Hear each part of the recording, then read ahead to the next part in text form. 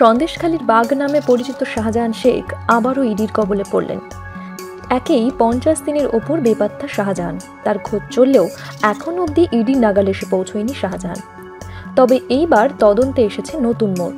সূত্রের খবর, enforcement directorate তার ব্যবসায়িক লেনদেন, বিশেষত আমদানি ও রপ্তানি সংক্রান্ত বিষয়ে নতুন অভিযোগ দায়ের করেছে। এই অনিয়মের ভিত্তিতেই শুরু হয়েছে নতুন তদন্ত।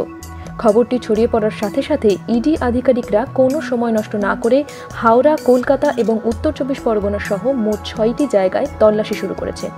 প্রথমেই তার ঘনিষ্ঠদের ঠিকানা থেকে তল্লাশি শুরু করা হয়েছে, কারণ শাহজাহান এখনও ফেরার। সীমান্ত পেরিয়ে মাছ পাচার হতো কিনা, জমি ভেরির টাকা বিনিয়োগে বিনিয়োগ হয়েছে কিনা, সেই সব কিছু খতিয়ে দেখতে চায় ইডি।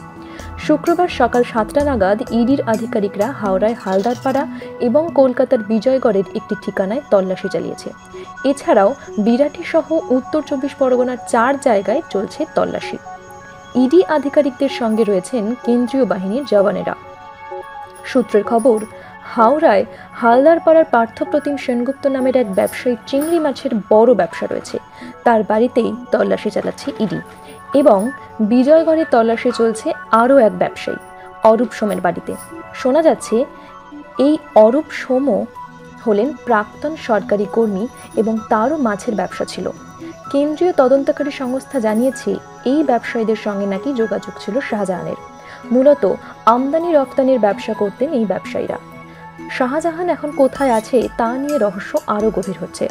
সন্দেশখালীর এই গল্পে আরও একটি স্তর যোগ হলো। এদিকে শাহজাহানকে আগামী 29শে ফেব্রুয়ারি ইডি ফের তলব করেছে। আগের 3বার হাজিরা এড়িয়েছেন শাহজাহান।